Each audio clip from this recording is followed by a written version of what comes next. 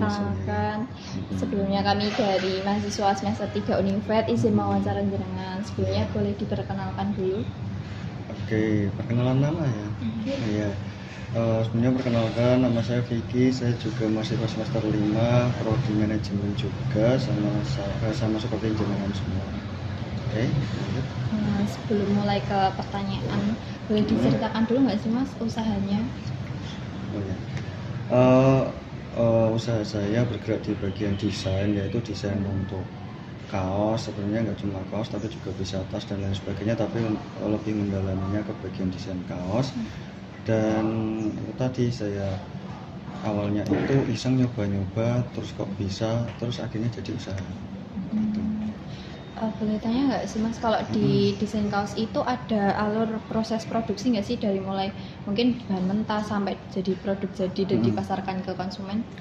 Oke, kalau dari bahan mentah itu mungkin bagiannya sama vendor ya. Kalau saya itu fokusnya di bagian desainnya aja. Kalau semisal bahan mentah ya, kalau apa ya, dikorelasikan sama desain kaos itu mungkin pertama dari permintaan pelanggan dulu, maunya temanya apa. Setelah itu baru saya coba ngoret-ngoret atau gambar, tentukan desain, terus tentukan elemen. Setelah itu baru kalau misal sudah ada sketsa 50% atau 70%, nanti saya konsultasikan sama pelanggan kira-kira cocok atau enggak gitu. Kalau misal pelanggan sudah cocok ya nanti akan dilanjut. Kalau misal pelanggan ada revisi ya nanti saya juga proses revisi gitu. Jadi kalau untuk alur produksi dari bahan mentah sampai menjadi produk jadi itu sebenarnya bagiannya vendor ya Mbak ya. Kalau dari saya itu fokusnya di bagian membuat desainnya gitu sih. Untuk strategi yang diterapkan dalam operasional itu agar usaha ini tetap lancar dan mencapai target itu gimana Mas? Kalau strategi ya, tentunya gini, awalnya sebenarnya untuk yang desain kaos ini lebih ke sampingan atau freelance. Jadi kalau untuk target yang saya inginkan tentunya yang paling mudah adalah bagaimana ketika ada orderan masuk atau keinginan untuk desain masuk itu pelanggan itu bisa puas gitu dengan desain yang saya inginkan. Nah, itu target gampangnya seperti itu. Tapi kalau untuk strategi jangka panjang untuk target yang diinginkan itu tentunya ya harus dipetakan juga, apakah itu target keuangan, apakah itu target untuk memperbesar usahanya, ataupun target untuk menggait karyawan, itu juga bisa. Tapi untuk saat ini belum sampai ke tahap itu dari saya, dan masih targetnya itu gimana caranya bisa menjangkau pelanggan dan juga nantinya pelanggan bisa puas dengan hasil kerja saya atau pekerjaan saya itu tadi. Nah, untuk strateginya ya paling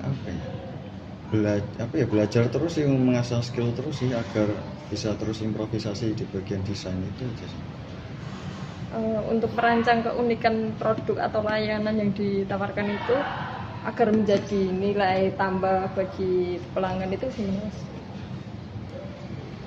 Keunikan ya, untuk keunikan biasanya selain dari tema yang sudah ditentukan oleh pelanggan atau yang sudah diinginkan dari pelanggan, biasanya itu saya menambah kayak ciri khas dari desain saya sendiri. Itu ada beberapa ciri khas yang memang saya tempatkan di situ, memang itu kayak tema terselip dari saya sendiri, dan itu nanti menurut saya menambah keunikan. Dan ketika saya tanya ke pelanggan apakah hal itu bagus atau enggak, dibuang atau dibiarkan saja, dan kebanyakan itu memilih untuk ini unik sih Mas, boleh dibiarkan saja, enggak apa-apa gitu sih. Langkah-langkah apa saja yang Mas lakukan untuk memastikan kualitas produk tetap terjaga dan tidak mengecewakan pembeli? Langkah-langkah apa sih? Mohon maaf, boleh diulang? Langkah-langkah apa saja yang Mas lakukan untuk memastikan kualitas produk dan tidak mengecewakan pembeli? Oke.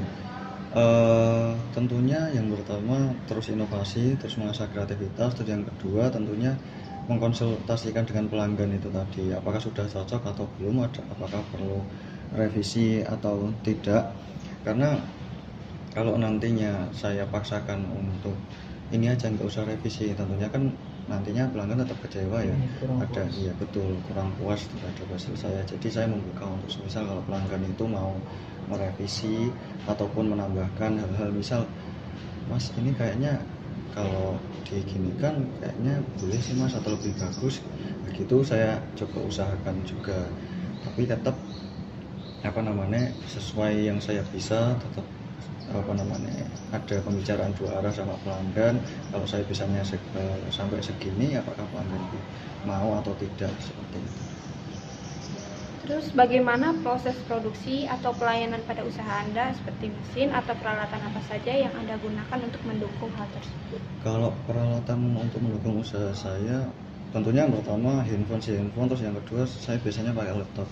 Karena desain biasanya pakai dua hal itu, tapi kalau untuk sketsa dan lain sebagainya itu biasanya saya masih manual pakai pakai ballpoint sama kertas, atau mungkin pakai pensil sama kertas. Kalau untuk tab ataupun tablet saya belum pakai, tapi untuk kedepannya pengen sih untuk mencoba untuk tab atau tablet itu sama pensil elektronik itu sih.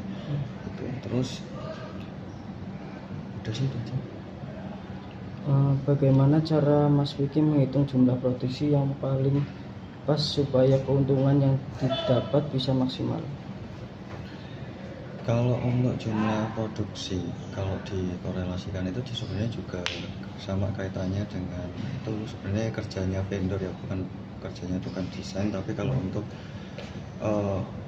produksi desain itu 1 minggu atau 2 minggu itu bisa 2 kali seminggu ataupun 2 kali dalam 2 minggu. Jadi memang tidak terlalu menentu, tergantung ada yang mau memesan atau dibantu didesainkan atau enggak, itu sih. Bagaimana cara Mas Vicky mengatur posisi peralatan dan area kerja supaya proses produksi dan alur kerja terasa nyaman, cepat, dan efisien? Oke, sebenarnya ini pertanyaan bagus sih kalau menurut saya, karena orang kerja itu lingkungannya gak nyaman kan ya nggak enak tuh biasanya. Betul. Nah, kalau saya pribadi biasanya kalau desain itu, kalau saya udah sumpah di di ruangan saya, entah itu di kamar saya, itu biasanya saya keluar nyari kafe dan lain sebagainya.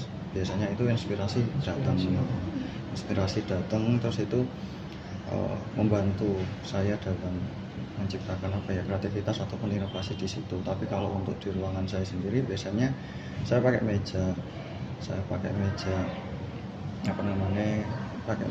nggak terlalu luas, terus di situ pakai kursi juga, terus saya setting gimana caranya meja itu, yang di atas meja itu isinya cuma alat-alat untuk kerja aja, misal laptop, handphone, buku sama ballpoint sama lampu, itu aja. Kalau kenapa saya meminimalisir agar tidak ketok sumpek banget gitu loh, tidak terlalu penuh aja. Dan karena menurut saya itu saya kesugesti kalau lingkungan kerjaan itu agak rapi atau lebih rapi, itu biasanya membantu saya banget sih. Nanti melihatnya juga lebih nyaman, nyari inspirasi juga lebih nyaman, dan nantinya ketika saya nyaman juga kerjanya bisa lebih cepat ya. Cepat di sini bukan berarti terburu-buru, itu enggak, tapi mengerjakan secara efektif dan juga yang masnya sampaikan tadi efisien. Ya gitu sih. Mungkin cukup sekian wawancara dari kami. Terima kasih atas waktunya Mas. Iya. Semoga usaha Mas Vicky lancar. Amin. Mungkin sekian. Terima kasih Mas. Iya, terima kasih.